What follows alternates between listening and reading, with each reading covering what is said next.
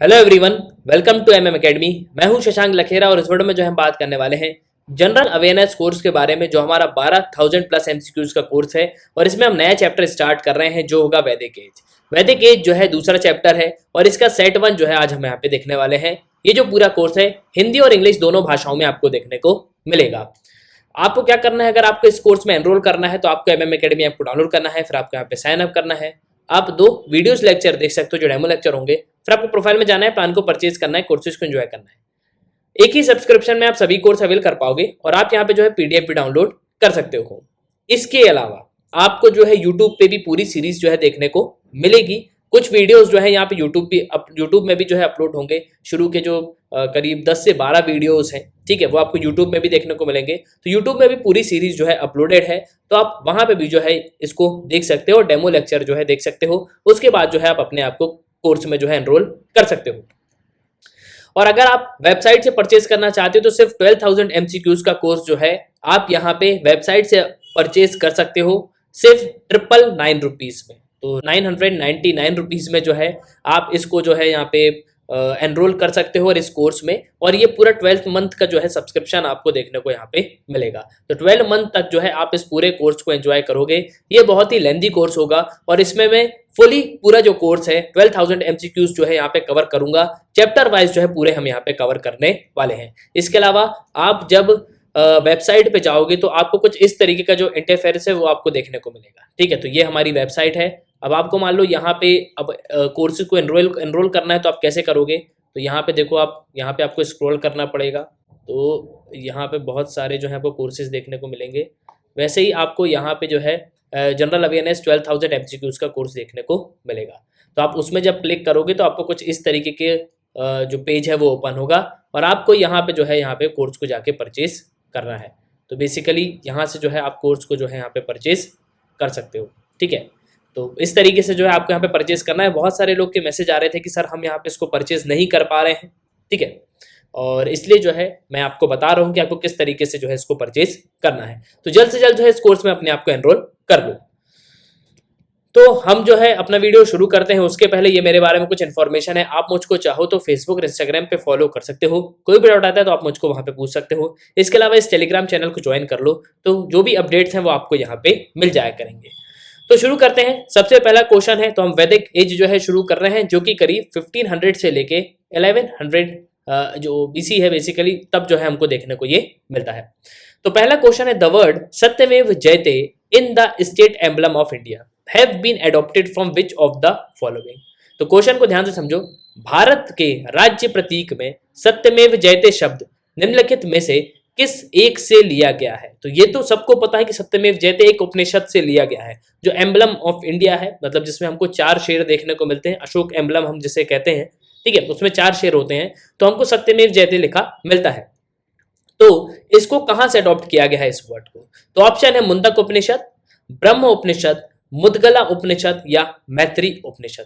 तो जो इसको जो अडॉप्ट किया गया है, मतलब इसको जो लिया गया है वो कहां से लिया गया है, तो मुंडक जो उपनिषद है उससे जो है इसको लिया गया। तो मुंडक उपनिषद से इसको लिया गया है और इसका मीनिंग होता है ट्रुथ अलोन ट्रम्प्स, सत्य की ही जीत होती है। तो इसका जो है ये मीनिंग है और ये चीज आपको ध्यान रखना है। कई बार आपसे पूछा जा सकता है कि सत्यमेव जयते का मीनिंग क्या होता है, तो ट्रुथ अलोन ट्रम्प्स, ठीक है, मतलब सत्य की ही जीत होती है। और ये जो बेसिकली हिंदू जो स्क्रिप्चर है मुंडक उपनिषद का ये पार्ट है, ठीक है। जब भारत आजाद हुआ और नेशनल मोटो जो है अडॉप्ट किया गया, तो 26 नवंबर 1950, 26 जनवरी 1950 को जो है इंडिया रिपब्लिक हुआ और तभी जो नेशन का मोटो है, नेशनल मोटो है हमारा सत्यमेव जयते, वो उसको जो है यहाँ पे अडॉप्ट किया गया है। नेक्स्ट क्वेश्चन है, who was the first European to designate Aryan a race. तो पहले यूरोपियन कौन थे जिन्होंने आर्यन को एक रेस की तरह जो है यहाँ पे माना, मतलब आर्यन को एक जाति के रूप में नामित करने वाले पहले यूरोपी कौन थे। तो ये थे मैक्स मुलर। तो मैक्स मुलर ने जो है फर्स्ट यूरोपियन थे जिन्होंने आर्यंस को जो है यहाँ पे डेजिग्नेट किया था कि हाँ ये एक रेस है, ये जो है एक जाति है। नेक्स्ट हम बात करें, which of the following river occurred twice in Rigveda. तो ऋग्वेद में आपको पता है बहुत सारी रिवर का जो है उल्लेख किया गया है, तो इनमें से कौन सी वो रिवर है जिसका उल्लेख जो है 2 बार किया गया है ऋग्वेद में, तो ये हमको बताना है। तो ऑप्शन है सिंधु, गंगा, यमुना, सरस्वती। सो बेसिकली निम्नलिखित में से कौन सी नदी ऋग्वेद में 2 बार आई है, तो 2 बार आई है वो है गंगा। ठीक है, तो गंगा जो है इस क्वेश्चन का करेक्ट आंसर होगा। तो गंगा जो है यहाँ पे आपको ट्वाइस जो है देखने को मिलेगी ऋग्वेद में। नेक्स्ट अगर मैं बात करूं, the earliest evidence of use of iron in India has been discovered from. तो अर्लीस्ट जो एविडेंस रहे हैं जिसमें हमको यह पता चलता है कि भारत में लोहा का जो है यूज होता था, इसको कहां से डिस्कवर्ड किया गया है। तो भारत में लोहे के उपयोग में सबसे प्राचीन प्रमाण मिले हैं, तो ये अतरंजी खेरा जो है ये आपको इटावा डिस्ट्रिक्ट में मिलेगा। ठीक है, तो अतरंजी खेरा जो है ये सही आंसर है और ये हमको इटावा डिस्ट्रिक्ट में मिलेगा उत्तर प्रदेश में। ये बेसिकली प्री हिस्टोरिक और हिस्टोरिक एक्सुबेटेड आर्कियोलॉजिकल साइट है जो हमको काली नदी के किनारे देखने को मिलती है, जो गंगा की ट्रिब्यूटरी है। तो पहले एविडेंस हमको किस जगह से प्राप्त हुए, तो ये अजंती खेरा यहां से प्राप्त हुए। लेकिन अगर हम बात करें किस नदी के किनारे से प्राप्त हुए, तो काली नाड़ी से प्राप्त हुए, जो बेसिकली ट्रिब्यूटरी है किसकी, जो ट्रिब्यूटरी है गंगा की। तो अर्लीस्ट एविडेंस जो है आयरन के वो यहीं से पाए गए हैं। तो अतरंजी खेड़ा जो उत्तर प्रदेश में एक इटावा जो जिला है वहां पे हमको देखने को मिलता है और काली नदी के तट पे जो है यहां से जो है इनको पाया गया है। तो आयरन के जो एविडेंस है वो हमको वहां से मिले हुए हैं। नेक्स्ट अगर हम बात करें, in which language was the Shri Bhagavad Gita originally written. तो श्रीमद भगवत गीता जो है इसका मूल रूप में अगर हम बात करें तो किस भाषा में ये लिखी गई है, तो ये हमको बताना है। ऑप्शन है संस्कृत, अप्रभंशा, प्राकृत या पाली। सो बेसिकली ये जो है संस्कृत भाषा में जो है लिखी गई है। तो संस्कृत भाषा जो है ये इसकी ओरिजिनली जो है लैंग्वेज है। तो Bhagavad Gita was written down at some point between 400 BC to 200 BC। It is written in Sanskrit. तो संस्कृत भाषा में जो है ये लिखी गई है। और भगवत गीता में आपको पता है कि श्री कृष्ण ने जो है बहुत सारी जो बातें हैं वो कही हैं कि अर्जुन जो बातें जो बताई गई हैं वो भी चीजें जो है यहाँ पे मेंशन करी गई हैं श्लोकों के रूप में। नेक्स्ट अगर हम बात करें, which among the following wrote Sanskrit grammar. तो निम्नलिखित में से किसने संस्कृत व्याकरण लिखा है। अब संस्कृत व्याकरण जो है ये काफी इंपॉर्टेंट पॉइंट है। तो अगर हम बात करें तो अष्टाध्यायी जिसमें हमको 8 चैप्टर देखने को मिलते हैं, ये संस्कृत ट्रिटीज है ग्रामर में। ठीक है, और इसको 6th to 5th सेंचुरी जो है BC में ये लिखा गया है। और जो इंडियन के ग्रामरियन है पन्नी, तो उन्होंने जो है इसको लिखा हुआ है। तो पन्नी जो है उन्होंने संस्कृत ग्रामर को जो है यहाँ पे लिखा हुआ है। और ये जो वर्क है बेसिकली इसको लिंग्विस्टिक स्टैंडर्ड का सेट कहा जाता है क्लासिकल संस्कृत में। तो पन्नी जो है एक बहुत ही इंपॉर्टेंट राइटर रहे हैं जो बेसिकली संस्कृत के जो है ये राइटर हैं और संस्कृत ग्रामर जो है इन्होंने यहाँ पे लिखी ही है। और अष्टाध्यायी ये 8 चैप्टर जो है हमको संस्कृत के जो है देखने को यहाँ पे मिलते हैं, संस्कृत ग्रामर। नेक्स्ट अगर हम बात करें, the battle of Mahabharata is believed to have been fought at Kurukshetra for. तो महाभारत का युद्ध कुरुक्षेत्र में हुआ और ये बेसिकली कितने समय तक जो है यहाँ पे लड़ा गया था, तो ये हमसे पूछा जा रहा है। तो ये 18 दिन तक जो है लड़ा गया था। तो 18 दिन तक जो कुरुक्षेत्र का बैटल है वो हमको देखने को मिला था। मतलब महाभारत में जो महाभारत जो हुआ है वो 18 दिन तक जो है यहाँ पे चला हुआ है। तो कुरुक्षेत्र वॉर जो है इसको महाभारत वॉर भी कहा जाता है और इसको इंडियन एपिक पोयम जो महाभारत की में जो है इसको डिस्क्राइब किया गया है। और महाभारत में सबसे ज्यादा आपको श्लोक देखने को मिलेंगे, करीब 1 लाख से भी ज्यादा श्लोक जो है महाभारत में हमको देखने को मिलते हैं। और कॉन्फ्लिक्ट क्या था, तो बेसिकली 2 ग्रुप थे और सक्सेशन के लिए यहाँ पे स्ट्रगल रहा है। तो कजन्स के बीच में रहा है, कौरव और पांडव यहाँ पे रहे हैं और ये हस्तिनापुर का जो थ्रोन है उसके लिए यहाँ पे लड़ रहे थे। सो बेसिकली जो है यहाँ पे एट लास्ट पांडव की जो है यहाँ पे जीत हो जाती है और कौरव जो है यहाँ पे हार जाते हैं। पांडव वही है जिनमें श्री कृष्ण के साथ, मतलब अर्जुन के साथ थे श्री कृष्ण। ठीक है, तो बेसिकली ये चीज जो है आपको ध्यान रखना है ना। अगर मैं बात करूं कि महाभारत की, तो महाभारत किसने लिखा है। देखो बहुत से लोग यहाँ पे ये बोलते हैं कि इनको वेद व्यास जी ने लिखा है, मगर ऐसा है नहीं। ठीक है, लेकिन ऐसा है नहीं क्योंकि उन्होंने तो सिर्फ यहाँ पे बोली थी, लिखी तो यहाँ पे गणेश जी ने थी। ठीक है, तो ये भी जो है आपको यहाँ पे ध्यान रखना है कि लॉर्ड गणेश जो है उन्होंने यहाँ पे लिखा हुआ है महाभारत को।